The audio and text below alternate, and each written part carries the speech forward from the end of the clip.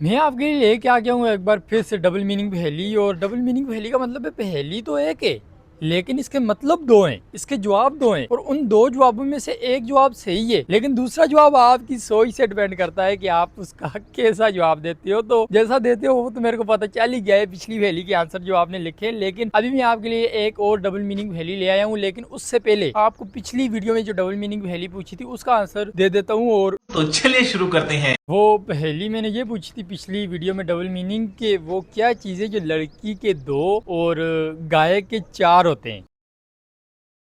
मतलब अब देख लो, इसके दो मतलब निकल गए ना। एक तो जो सबसे पहले आपके माइंड में आया वो, लेकिन इसका वो आंसर नहीं है। वो आपकी सोच पे डिपेंड करता है कि आप इसका वो आंसर भी दो, लेकिन बनता भी है वो आंसर। लेकिन इसका सही आंसर ये नहीं है। इसका सही आंसर मैं आपको दे देता हूँ। इसका सही आंसर है वो क्या है जो लड़की के दो और गाय के चार है। तो इसका सिंपल सा आंसर है टांगे। बड़ा हरामी हो बेटा। लड़की की दो होती हैं, गाय की चार होती हैं, तो इसका ये आंसर है। लेकिन आपने जो आंसर लिखे वो आपकी सोच ऐसी है, ऐसे है तो मेरी भी ऐसी।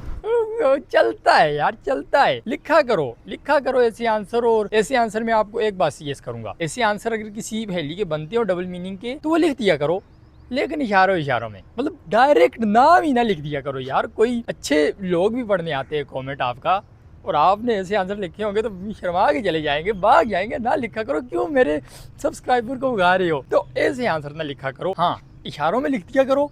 लोग पढ़ के समझ जाएंगे, कहना हो ही जाता है लेकिन कह नहीं रहा।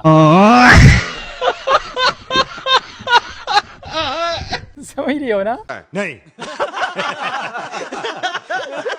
तो ये तो पिछली डबल मीनिंग पहेली से रिलेटेड मैंने आपको बताया, लेकिन अब आज की डबल मीनिंग पहेली आपको बता देता हूँ। और वो डबल मीनिंग पहेली बताने से पहले एक बात और आपको बता देता हूँ। इसका आंसर प्लीज मैं चिन्ह पकड़ लाऊंगा अपनी, प्लीज इसका आंसर सही देना। और अगर इसका आंसर वो वाला भी देना है तो डायरेक्ट नहीं देना, मैंने पहले भी कहा है। इशारों में बात कर दिया करो, डायरेक्ट नाम ना लिखा करो। तो प्लीज इसका आंसर मेरे को सही देना। और हाथ नहीं जोड़ सकता, एक हाथ ऐसे कर सकता हूँ, दूसरे हाथ में मोबाइल है, हाथ नहीं जोड़ सकता। लेकिन प्लीज प्लीज मेहरबानी करके आंसर सही देना। तो पहेली आपको बता देता हूँ वो, और वो पहेली ये है कि वो क्या चीज है जो रात को सख्त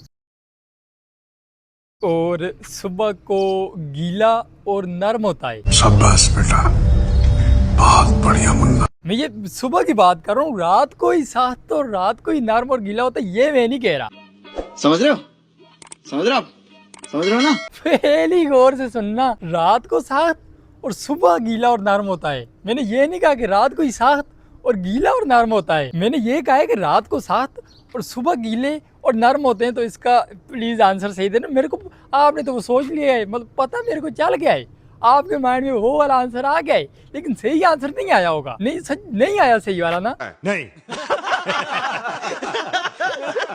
वो तो आ गया, मेरे को पता है, लेकिन ये सही आंसर इसका मेरे को प्लीज दे देना। और इसका आंसर अगर आपको नहीं आता तो कमेंट में मुझसे पूछ लेना, मैं आपको कमेंट में रिप्लाई करके इसका आंसर बता दूंगा। और ऐसे भी अगर आप नहीं कर सकते तो मैंने जैसे अभी इस वीडियो में पिछली वाली वीडियो का आंसर बताया है, और इस वीडियो का आंसर मैं नेक्स्ट वीडियो में आपको बता दूंगा। मतलब नेक्स्ट पहेली वाली वीडियो में आपको इसका आंसर बता दूंगा, जैसे पिछली पहेली वाली वीडियो का आंसर इस वीडियो में बताया है। तो अगर आप नहीं कमेंट में पूछ सकते तो मैं आपको नेक्स्ट वीडियो में बता दूंगा, लेकिन प्लीज आंसर सही देना। तो मिलते हैं नेक्स्ट किसी ऐसी ही डबल मीनिंग पहेली में। और अगर आपके पास भी कोई ऐसी डबल मीनिंग पहेली है जिसका आपको लगता है कि इसके दो मतलब निकलते हैं, एक तो वो जो सोच लेते हैं सबसे पहले लोग, और एक वो जो इसका सही आंसर हो, तो कमेंट में वो भी लाजमी सेंड करना। मिलते हैं नेक्स्ट वीडियो में।